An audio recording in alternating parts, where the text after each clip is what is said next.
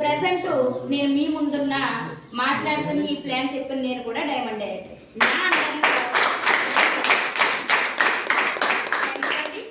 నా అండర్లో నేను నలుగురు వ్యక్తుల్ని డెవలప్ చేశాను సార్. ఓకేనండి, ఈ నలుగురు వ్యక్తుల్ని కూడా డెవలప్ చేసినందుకు మరి కంపెనీ నుంచి ఏం పొందనేది కూడా తెలియాలి. ఓకేనండి సార్, చూడండి, నేను ఈ ఇన్కమ్ నాకు వచ్చినప్పటికీ నా ఫస్ట్ మంత్ ఇన్కమ్ ఎంత వచ్చిందంటే 90 రూపాయలు వచ్చింది సార్. ఓకేనండి, బ్రాంజ్ డైరెక్టర్కి ఒక 3000 4000 వచ్చింది.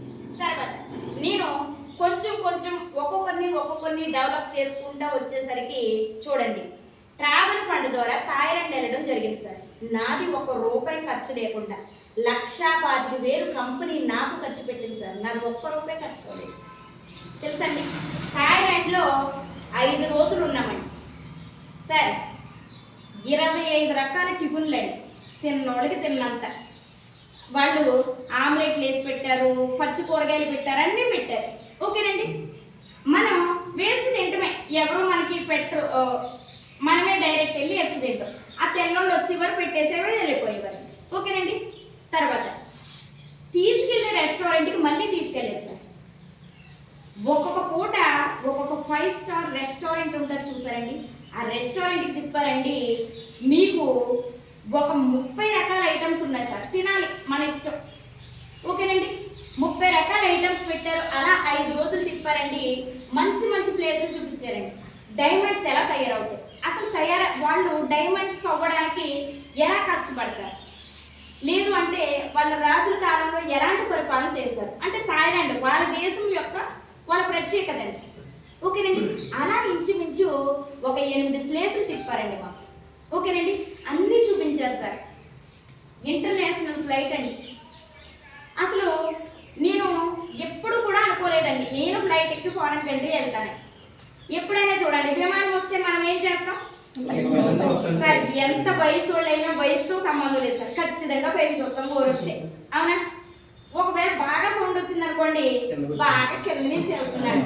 అవునా, కానీ ఎక్కాలనే ఆలోచన ఉంటుందా సార్? ఎందుకో తెలుసండి, మనకి డబ్బు ఉంటుందండి.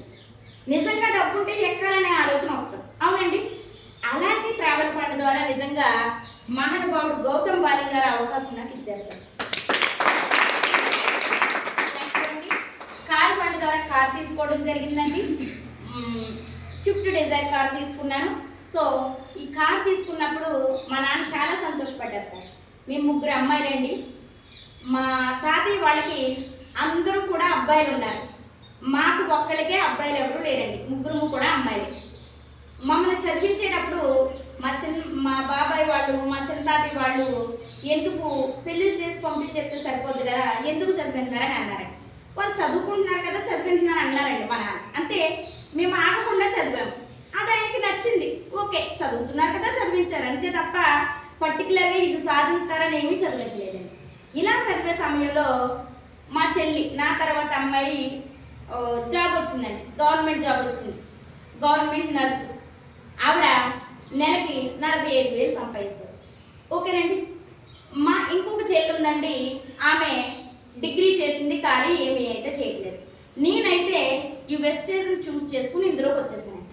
ఓకేనండి, నా ఇలా తీసుకుంటూ ఉండగా నేను 5, 10, 15, 20 ఇలా నా ఇన్కమ్ పెరుగుకుంటూ, అంటే నేను డెవలప్ చేసే కొద్ది నా ఇన్కమ్ పెరుగుకుంటూ నా లాస్ట్ మంత్ ఇన్కమ్ 76,100 సార్.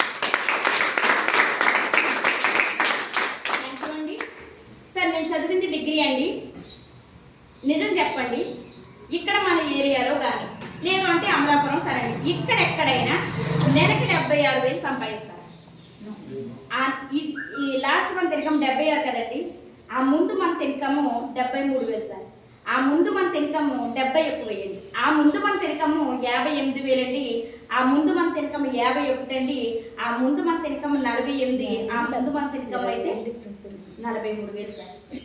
పోనీ 76 ఒక నెల వచ్చిందని అనుకుందాం, 40,000 ఇస్తారా సార్? 48, 51, 58 సార్, అంచెలంచెలుగా పెరుగుతూ వచ్చింది సార్. మనం లేని దానికోసం ఎక్కడెక్కడో వెతుకుతాం. అవునా, మన పెద్దోళ్ళు అంటారు ఏమని, ఎక్కడ పడేసావో అక్కడే వెతకమని. సార్, ఇక్కడ అవకాశం మన కాళ్ళ దగ్గరే ఉంది. ఇందులో ఏముంది సార్, ఇంట్లో వాడుకునే వస్తువులు ఉంటాయి, లేదా మన ఒంటికి వాడుకునే వస్తువులు ఉంటాయి, మన అందానికి సంబంధించిన వస్తువులు ఉంటాయి, అవే కదా. బయట మానేయమంటున్నాం, ఇక్కడ కొనమంటున్నాం, ఇది కూడా కష్టమేనా?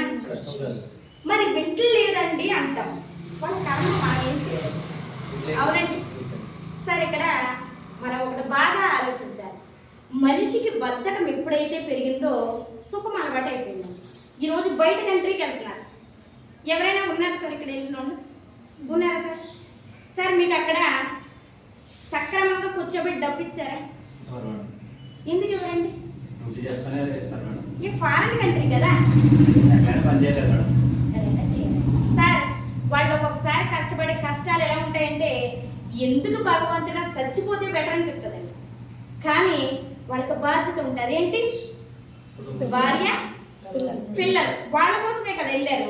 మరి ఇప్పుడు ఆయన ఫారెన్ కంట్రీలో వెళ్ళొచ్చారు సార్, ఎన్ని రోజులు ఉంటారు ఇక్కడ? మళ్ళీ వెళ్తారా? 2 months ఉంటారు మేడం. 2 months ఉంటారు. 2 months మీకు డబ్బు ఇస్తారా? ఎందుకు ఇవ్వండి? అది కాదు సార్, ఎన్నాళ్ళు చేసి వచ్చారు కదా, మరి ఇవ్వాలి కదా. ఇవ్వరా? రెస్ట్ తీసుకోవడానికి వచ్చారు సార్. మనం ఆగిపోతే బయట సెక్టార్లో డబ్బు కూడా ఆగిపోతుంది, ఇక్కడ మనం ఆగిపోయినా డబ్బు వస్తుంది. ఎందుకు అంటే చూడండి, నేను 8వ ఇన్కమ్ తర్వాత చెప్తానండి ఎందుకు ఆగిపోయినా డబ్బు వస్తుంది అంటే. చూడండి, ఒక మంత్ మా బాబాయ్ గారు చనిపోయారని 10 రోజులు నేను బయటికి రాలేదండి. ఆ రోజు నాకు 51,000 వచ్చింది సార్. ఓకేనండి. థాయిలాండ్ వెళ్ళిన తర్వాత ఒక 10 రోజులు అటు తిరిగి వచ్చడంలోనే సరిపోయింది, 10 రోజులు పని చేయలేదు. ఓకేనండి. 43,000 వచ్చిందండి. నేను లాస్ట్ మంత్ ఎంత ఘనకార్యం చేశానో చూడండి. మా సిస్టర్ డెలివరీ అయిందండి, హైదరాబాద్ వెళ్ళిపోయాను. ఇంచుమించు 15 రోజులు వెళ్ళిపోయానండి. 15 రోజులు అసలు ఏ మీటింగ్కి కూడా అటెండ్ అవ్వలేదు. అవునండి? వచ్చానా? ఎంత వచ్చిందండి?